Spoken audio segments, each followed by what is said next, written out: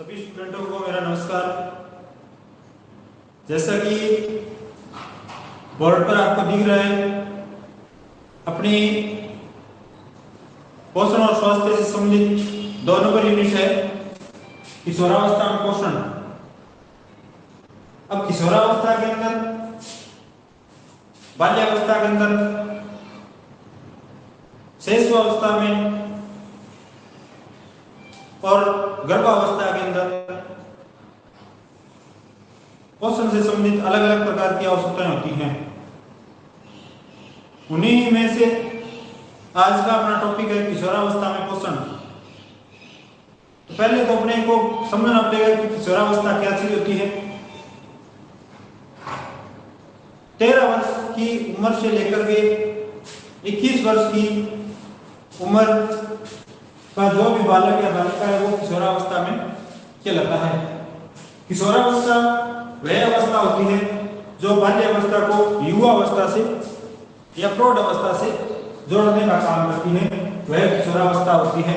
किशोरावस्था में कई प्रकार के शारीरिक, मानसिक, भावनात्मक, व्यवहारात्मक परिवर्तन आते हैं और इन परिवर्तनों के अकॉर्डिंग भोजन से संबंधित आवश्यकताएं भी अलग अलग प्रकार की होती है। तो हमें देखना है कि कौन कौन सी पोषण से संबंधित आवश्यकताएं होती हैं और शरीर के अंदर किशोरावस्था में क्या क्या परिवर्तन आते हैं। तो किशोरावस्था पहले लिखनी है आपको एज। किशोरावस्था 13 से 21 वर्ष की आयु के अंदर जो भी बालक या बालिका होती है वो किशोरावस्था में कहलाती है। हालांकि किशोरावस्था बालिकाओं के अंदर थोड़ी अर्ली प्रारंभ हो जाती है, जबकि बालकों के अंदर थोड़ा लेट प्यूबर्टी स्टार्ट होती है। अब किशोरावस्था लैटिन भाषा के एडोलसेर शब्द से बना होता है, जिसका अर्थ होता है परिपक्वता की ओर बढ़ना। लैटिन शब्द है, लैटिन शब्द एडोलसेर, एडोलसेर, एडोलसेर,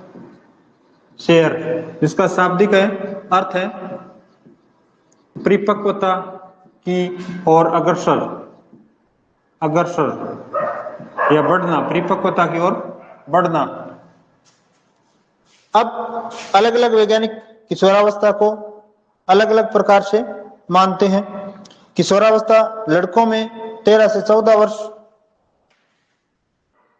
अब किशोरावस्था लड़कों के अंदर और लड़कियों के अंदर वैज्ञानिक अलग अलग एज मानते हैं कि किशोरावस्था के अंदर, किशोरावस्था लड़कियों में 10 से 11 वर्ष, लड़कियों के अंदर 10 से 11 वर्ष में प्रारंभ हो जाती है और ये 10 से 11 वर्ष की आयु से प्रारंभ होकर 17 से 18 वर्ष तक की आयु तक बनी रहती है। 17 से 18 वर्ष तक बनी रहती है, ये लड़कियों के अंदर है।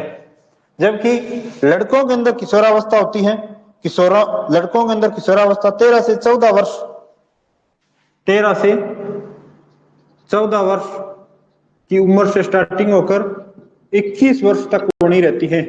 तो कहने का अर्थ यह है कि जो लड़कों के अंदर है वो किशोरावस्था थोड़ी लेट आती है, जबकि लड़कियों के अंदर प्यूबर्टी या किशोरावस्था है वो थोड़ी जल्दी आ जाती है। तो ये किशोरावस्था की सामान्य एज है जो लड़कों और लड़कियों के अंदर अलग अलग प्रकार की पाई जाती है। इस अवस्था के अंदर संपूर्ण व्यक्तित्व का विकास होता है। किशोरावस्था के अंदर, किशोरावस्था के अंदर बालक और बालिका का संपूर्ण व्यक्तित्व का विकास होता है। इनका शारीरिक विकास, मानसिक, सामाजिक, बुद्धि, खेल, संवेगात्मक सारे के सारे विकास है वो किशोरावस्था के अंदर ही विकसित होते हैं। अब किशोरावस्था में जो परिवर्तन आते हैं, किशोरावस्था में होने वाले परिवर्तन वो पढ़ेंगे अपने। किशोरावस्था में होने वाले परिवर्तन, इन परिवर्तनों के बारे में अपना चर्चा करेंगे कि किशोरावस्था के अंदर क्या क्या परिवर्तन आते हैं। तो पहला परिवर्तन है शारीरिक वृद्धि, शारीरिक वृद्धि या कहीं अपने बॉडी ग्रोथ।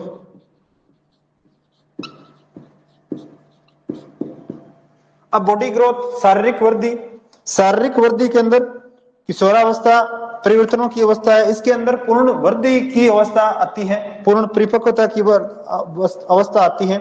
इस अवस्था में शारीरिक विकास अत्यधिक तीव्र गति से होता है, बहुत तीव्र गति से होता है, चाहे वो लड़का हो चाहे लड़की हो। इस अवस्था के अंदर, किशोरावस्था के अंदर विकास है वो बहुत तीव्र गति से होता है।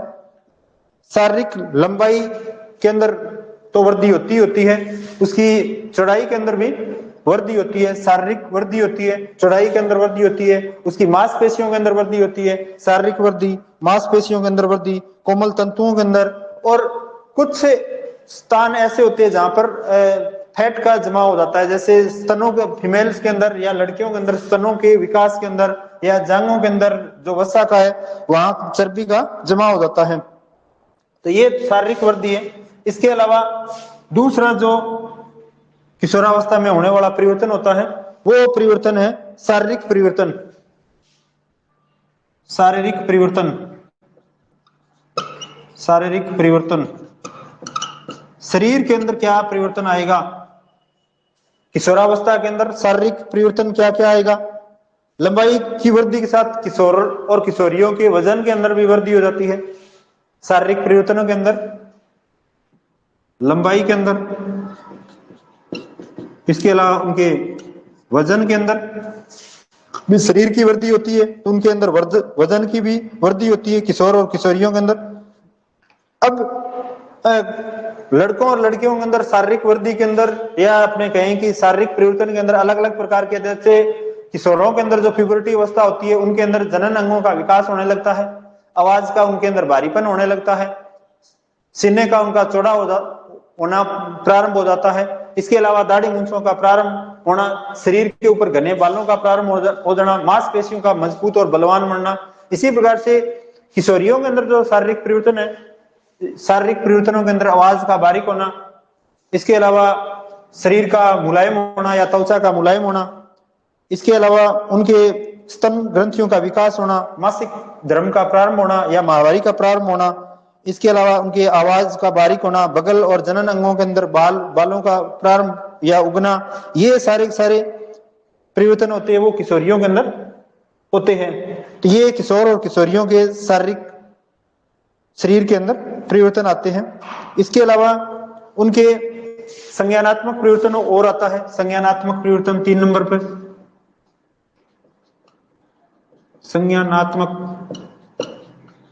परिवर्तन, संज्ञानात्मक परिवर्तन वो परिवर्तन होते हैं जिसके अंदर किशोर और किशोरियां तर्क वितर्क करने की क्षमता रखते हैं, वो अच्छा भला बुरे का ज्ञान प्रारंभ होने लगता है, उन्हें सोच समझने की क्षमता उसके अंदर तीव्र गति से विकसित हो जाती है, तर्क वितर्क करने लगते हैं और उसी के अनुसार अपने पढ़ाई से संबंधित, अपने कैरियर से संबंधित वो निर्णय लेते हैं, उन्हें अपने संज्ञानात्मक परिवर्तनों की श्रेणी के अंदर आते हैं। 4 नंबर परिवर्तन होते हैं वो सामाजिक परिवर्तन, सामाजिक परिवर्तन।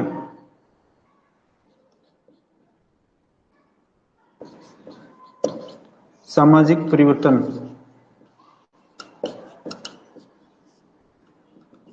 सामाजिक परिवर्तनों के अंदर सामाजिक परिवर्तन, अब किशोरावस्था के अंदर आत्मनिर्भरता की अवस्था इसको बोलते हैं। बालक और बालिका के मानसिक रूप से वो इतने परिवर्तित हो जाते हैं कि वो अपना काम स्वयं देखने या किसी भी दूसरे व्यक्ति का हस्तक्षेप जरा भी अस्वीकार करते हैं, वो खुद काम करने या काम के अंदर खुद रुचि महसूस करते हैं, समाज के अंदर अपना रुतबा स्थापित करना चाहते हैं किशोर और किशोरियां। तो ये सामाजिक परिवर्तन है, वो अपनी इमेज खुद बनाना चाहते हैं, दूसरों का हस्तक्षेप पसंद नहीं करते।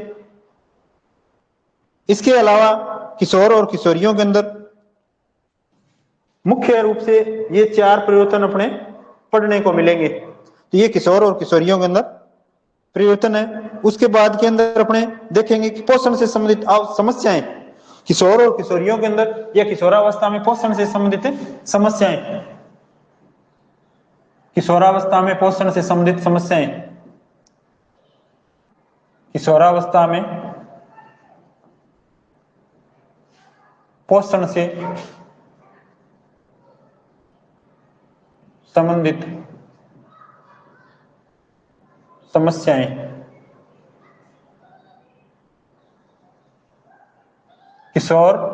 किशोरावस्था में पोषण से संबंधित क्या क्या समस्याएं आएगी वो अपने पढ़ेंगे। अब पोषण से संबंधित पहले जो समस्या आएगी वो किशोरावस्था के अंदर जो पोषण से संबंधित आएगी, भोजन संबंधी आदतों में परिवर्तन। भोजन संबंधी आदतों में परिवर्तन, भोजन संबंधी आदतों में परिवर्तन। अब भोजन से संबंधित आदतों के अंदर क्या क्या परिवर्तन होंगे, तो बाल्यावस्था से किशोरावस्था के अंदर जब पदार्पण होता है तो किशोर और किशोरियों के शरीर के अंदर और उनके बाहर के अंदर वृद्धि होती है, तो भोजन की भी इनको ज्यादा मात्रा के अंदर आवश्यकता होती है, ज्यादा मात्रा में आवश्यकता होती है, तो उनके आदतों के अंदर, भोजन से संबंधित आदतों के अंदर वो परिवर्तन आ जाते हैं। वे घर में अपने बड़े बुजुर्गों के साथ में भोजन खाना पसंद नहीं करते हैं, बाहर मित्र दोस्तों के साथ रेस्टोरेंट के अंदर भोजन ज्यादा खाना पसंद करते हैं। तो ये आदतों के अंदर उनके अंदर परिवर्तन आ जाता है, चाहे वो किशोर हो या किशोरी हो, तो उनके आदतों के अंदर परिवर्तन आ जाता है। वो परिवार के सदस्यों से भोजन पसंद नहीं करके दोस्तों के साथ रेस्टोरेंट के अंदर भोजन ज्यादा करना पसंद करते हैं। वे दाल रोटी फल सब्जी सादा खाना के बदले बाजार के अंदर जो विभिन्न प्रकार के फास्ट फूड है, जंक फूड है, उनको लेना ज्यादा पसंद करते हैं। तो ये भोजन से संबंधित उनकी समस्याएं या उनके अंदर आदतें हैं। अब वो ये जंक फूड वगैरह ज्यादा लेने लग जाती है तो उनके शरीर के अंदर क्या प्रारंभ हो जाता है, मोटापा प्रारंभ हो जाता है। मोटापा, ओबेसिटी। जब बाहर का वो खाना खाएंगे बाजार के अंदर अपने मित्रों दोस्तों के साथ में, तो शरीर के अंदर उनके मोटापा बढ़ जाता है। और ये मोटापा कभी कभी तो इतना होता है कि किशोरावस्था के बाद के अंदर, युवावस्था के अंदर या प्रौढ़ावस्था के अंदर भी ये मोटापा बढ़ा रहता है। और ये मोटापा शरीर के अंदर अनेक प्रकार के रोगों को पनपाने का प्रारंभ कर देता है। तो चाहे वो गांव हो या शहरों के अंदर ज्यादातर है वो मोटापे के शिकार ज्यादा है किशोर, जबकि गांवों के अंदर, क्योंकि ये चीजें फास्ट फूड से संबंधित चीजें, फास्ट फूड है वो गांवों के अंदर कम है, तो गांवों के जो किशोर है वो मोटापे के शिकार कम है, जबकि शहरों के जो किशोर या किशोरियां हैं वो मोटापे के शिकार ज्यादा है। इसके अलावा अपने उनकी समस्याएं देखें तो कमजोरी और दुबलापन। 3 नंबर, कमजोरी एवं दुबलापन। अब किशोर क्या होते हैं कि वो जो भी उनकी कोई समस्याएं आती है तो वो चिंतन प्रारंभ कर देते हैं उसके ऊपर, वो किसी को बताते नहीं है, एकांत के अंदर उसको सोचने विचारने लग जाते हैं, जिससे उनके शारीरिक शरीर के अंदर कमजोरी आने प्रारंभ लग जाती है, उनको भूख कम लगने लगती है, उससे उसके शरीर के ऊपर विपरीत प्रभाव पड़ता है और शरीर के अंदर कमजोरी एवं दुबलापन प्रारंभ हो जाता है, उसके शरीर के वजन के अंदर गिरावट प्रारंभ हो जाती है। और इसके अलावा वे असक्त और कमजोर हो जाते हैं। इसके अलावा फीमेल्स के अंदर या किशोरियों के मासिक स्राव है, माहवारी भी इरेगुलर हो जाती है, अनियमित प्रारंभ होने लग जाती है। तो ये कुछ कमजोरियां हैं या अपने कहें कि पोषण से संबंधित समस्याएं। 4 नंबर पर है एनीमिया। एनीमिया इसको कहेंगे अपने रक्त अल्पता या खून की कमी या रक्त अल्पता। एनीमिया। अब ये एनीमिया है शरीर के अंदर जब आयरन तत्व की कमी हो जाती है, लौह तत्व की कमी हो जाती है, तो ये समस्या ज्यादा आती है किशोरियों के अंदर, क्योंकि किशोरियों के अंदर प्यूबर्टी अवस्था के अंदर मासिक स्त्राव प्रारंभ हो जाता है, और मासिक स्त्राव के अंदर हर मंथ उनके ब्लीडिंग होती है, तो ब्लीडिंग के अंदर काफी ब्लड का लॉस हो जाता है, और लॉस होने के कारण उनके शरीर के अंदर एनीमिया या खून की कमी या रक्त अल्पता प्रारंभ हो जाती है। इसके अलावा किशोरियों के हीमोग्लोबिन के अंदर भी कमी हो जाती है, उसका हीमोग्लोबिन कम हो जाता है। इसके अलावा उनके बाल्य किशोरावस्था के अंदर जैसे जैसे उनका विकास होता जाता है, तो और भी उनके शरीर के अंदर ये कमी महसूस होने लगती है। तो ये अपने मुख्यतः देखिए कि किशोरावस्था के अंदर कौन कौन सी पोषण से संबंधित समस्याएं हैं। हमने देखा कि किशोरावस्था के अंदर भोजन से संबंधित आदतों के अंदर परिवर्तन हो जाता है,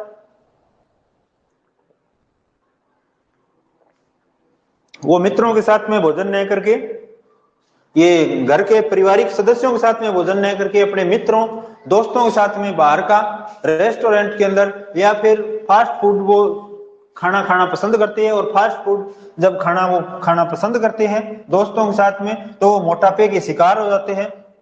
और कभी कभी क्या है, कमजोरी और दुबलापन उनके अंदर किशोरावस्था के अंदर एकांत में रहने के कारण वो चिंतन करना प्रारंभ कर देते हैं। इससे वो उनके शरीर के अंदर क्या कमजोरी आ जाती है, दुबलापन आ जाता है, समय पर वो भोजन नहीं करने लगते हैं। और एक ये है एनीमिया, ये ज्यादातर फीमेल्स के अंदर या बालिकाओं के अंदर होता है, जिससे शरीर के अंदर खून की कमी हो जाती है या उनके हीमोग्लोबिन के अंदर कमी आ जाती है, तो ये एनीमिया रोग होता है। अब अपने देखेंगे कि किशोरावस्था के अंदर किन किन एक किशोरावस्था के अंदर पौष्टिक तत्वों की दैनिक प्रस्तावित मात्राएं क्या क्या, कितनी मात्रा के अंदर अपने लेनी पड़ती है। ज्यादातर सवाल पोषण से संबंधित जो मात्राएं हैं या कितनी अपनी मात्राएं लेनी चाहिए स्वस्थ शरीर के लिए प्रतिदिन, वो अपने एक टेबल है, उस टेबल के अकॉर्डिंग अपने देखेंगे कि पोषण से संबंधित पर डे के हिसाब से बालक और बालिकाओं को कितनी कितनी मात्रा के अंदर लेनी चाहिए।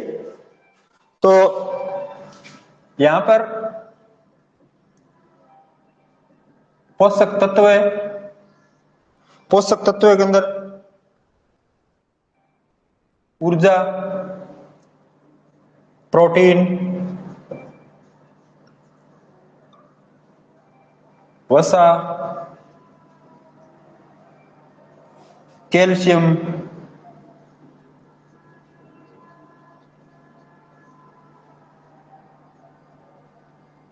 लोह तत्व है,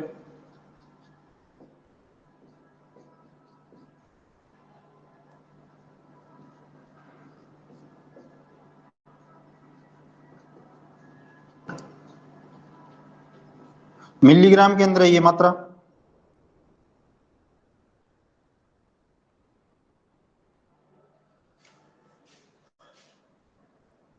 अब एज ग्रुप है 10 से 12 साल का, 10 से 12 ईयर्स के अंदर, ये बॉयज के लिए और ये गर्ल्स के लिए। तो ऊर्जा 10 से 12 वर्ष के बालक और बालिकाओं को, बालकों के अंदर 2190 और बालिकाओं के लिए 1970 किलो कैलोरी। इसी प्रकार से प्रोटीन है, वो बालकों के लिए 54 ग्राम और बालिकाओं के लिए वो 57 ग्राम। इसी प्रकार से वसा है वो 22 ग्राम और बालिकाओं के लिए भी 22 ग्राम।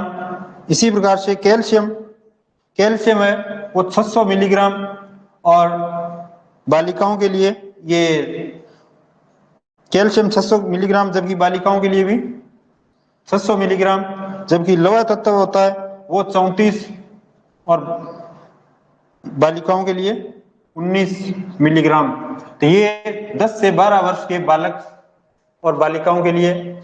जबकि किशोरावस्था के अंदर अपने देखें 13 से 15 वर्ष की आयु के बालक और बालिकाओं के लिए, तो यहां पर 13 से 15 वर्ष की आयु के अंदर बॉयज और गर्ल्स के अंदर अपने देखेंगे ऊर्जा, तो ऊर्जा की आवश्यकता होती है बालक और बालिकाओं के अंदर, बालक के अंदर 2450, जबकि बालिकाओं के अंदर 2060। इसी प्रकार से प्रोटीन ग्राम के अंदर 70 और 65, 70 और 65। इसी प्रकार से अपने वसा का देखें तो वसा बालक और बालिकाओं के अंदर 22 ग्राम। इसी प्रकार से अपने ये कैल्शियम देखें तो 600 मिलीग्राम और 600 मिलीग्राम, और ये 50 और 28 लोहे तत्व है। ये अपने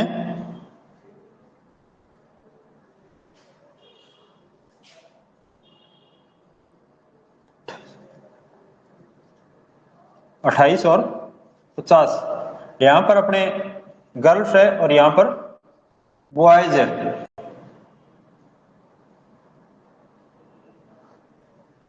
यहां पर बॉयज है और यहां पर गर्ल्स है।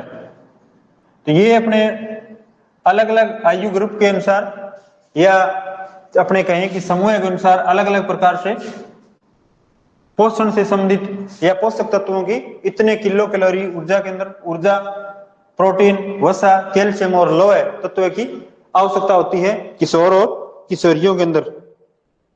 इसी प्रकार से अपने इनके अंदर देखें 16 से 18 वर्ष के बालक और बालिकाओं के अंदर, यहां पर अपने बॉयज देखें और यहां पर गर्ल्स लिखें तो ये अपने 2640, जबकि बालिकाओं के अंदर 2060।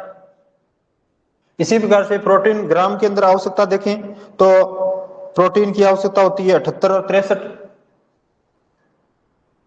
78 ग्राम और 63 ग्राम, जबकि वसा की आवश्यकता होती है वो 22 ग्राम और बालिकाओं को भी 22 ग्राम, जबकि कैल्शियम की आवश्यकता होती है 600 मिलीग्राम, जबकि बालिका को भी 600 मिलीग्राम, और ये जो लोहे तत्व होता है वो मिलीग्राम के अंदर 50 और 30। इतनी मात्रा के अंदर ये अपने भोजन से संबंधित पोषक तत्वों की आवश्यकता होती है किशोरावस्था के अंदर। बालक और बालिकाओं को अलग अलग तालिका के अंदर दिया गया है। अब अपने इसके अंदर देखें कि किशोरावस्था के अंदर इन पोषक तत्वों के अंदर ये पर डे के हिसाब से है, प्रतिदिन इतनी मात्रा के अंदर भोजन के अंदर ऊर्जा, प्रोटीन, वसा, कैल्शियम और लोहे तत्वों की आवश्यकता होनी जरूरी है।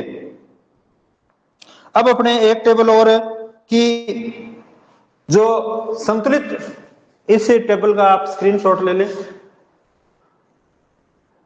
अब एक टेबल और है कि संतुलित आहार के अंदर या संतुलित भोजन के अंदर दैनिक आवश्यकता के अंदर, दैनिक रोजाना या दैनिक जो संतुलित आहार है उसकी एक टेबल है कि उसके अंदर कितनी मात्रा में अपने अनाज लेना चाहिए, कितने पत्तेदार सब्जियां लेनी चाहिए, कितने उसके अंदर दालें लेनी चाहिए, कितनी मात्रा के अंदर पानी लेना चाहिए, कितनी मात्रा में दूध की आवश्यकता होती है, वो अपने एक टेबल के माध्यम से समझने का प्रयास करते हैं।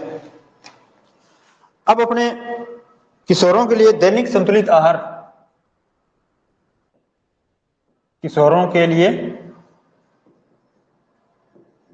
दैनिक संतुलित आहार, ये बैलेंस्ड डाइट है, संतुलित आहार प्रतिदिन या दैनिक आ गया रोजाना, उसके लिए कितनी मात्रा के अंदर अपने आहार जरूरी है। ये भोज्य पदार्थ लिख रहा हूं मैं, कुछ भोज्य पदार्थ, कौन कौन से भोज्य पदार्थ है? अनाज, इसके अलावा दालें, इसके अलावा दूध है मिलीग्राम के अंदर, इसके अलावा कंदमूल, इसके अलावा हरे पत्तेदार सब्जियां, या हरी सब्जियां, इसके अलावा अन्य सब्जियां,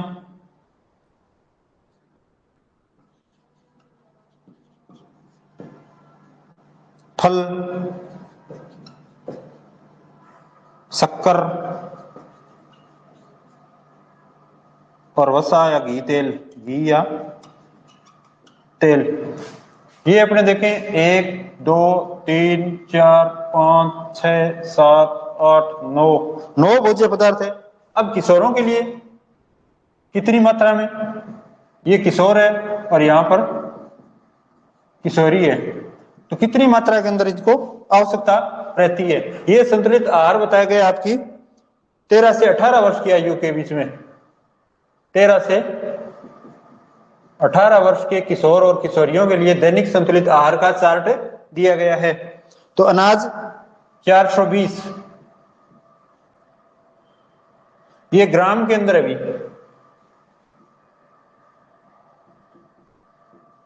ये दालें भी ग्राम के अंदर है, सारी की सारी अपने यहां पर लिख रहा हूं मैं, ग्राम के अंदर है। ये ग्राम के अंदर टेबल दी गई है 420, और किशोरी के लिए 300 ग्राम अनाज। इसके अलावा दालें देखें तो 60 ग्राम और 60 ग्राम दोनों के लिए समान मात्रा में, जबकि दूध देखें 500 ग्राम या 500 ml, और ये भी 500 ml। इसके अलावा कंदमूल देखें तो 200 ग्राम और 200 ग्राम।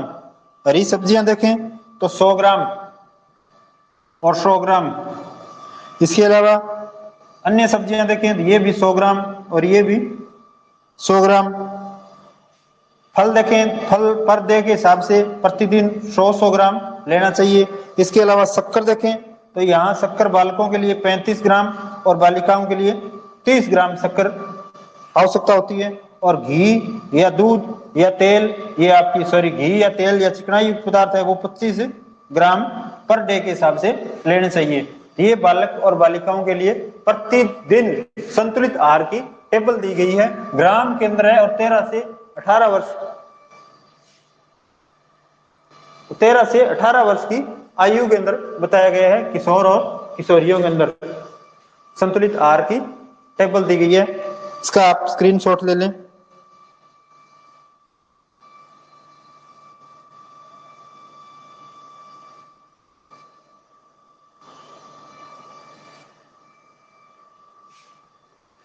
अब अभ्यास के लिए कुछ प्रश्न है। प्रश्न के अंदर पहला प्रश्न है, वो आपको बताना है किशोरावस्था मानी जाती है,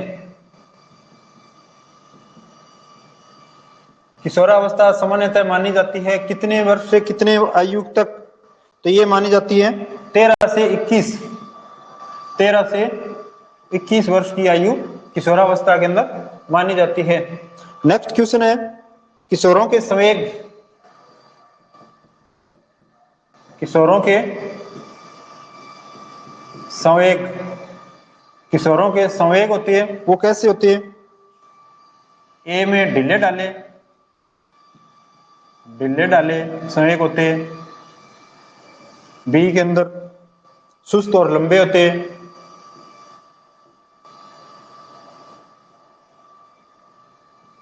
सी के अंदर देखें तीव्र और क्षणिक होते हैं, तीव्र एवं क्षणिक, और 4 के अंदर सामान्य होते हैं। तो किशोरावस्था के अंदर जो संवेग होते हैं वो बहुत तीव्र गति से होते हैं और कुछ समय के लिए होते हैं, तो ये ऑप्शन सही जाएगा। नेक्स्ट क्वेश्चन है अपना, नेक्स्ट क्वेश्चन है 13 से 15 वर्ष, 13 से 15 वर्ष की जो आयु वर्ग है उसकी बालिका है, 13 से 15 वर्ष की जो बालिका है या गर्ल्स है, उसको लोह तत्व है या आयरन कितने मिलीग्राम के अंदर आवश्यकता होगी, कितने मिलीग्राम के अंदर आवश्यकता होगी। ए में 30 मिलीग्राम, बी में 28 मिलीग्राम, सी में 35 मिलीग्राम और डी के अंदर 32 मिलीग्राम। कितने मिलीग्राम आवश्यकता होगी, कितने मिलीग्राम आवश्यकता होगी? इसका उत्तर क्या होगा? इसका उत्तर होगा 28 मिलीग्राम। 28 मिलीग्राम आवश्यकता होगी।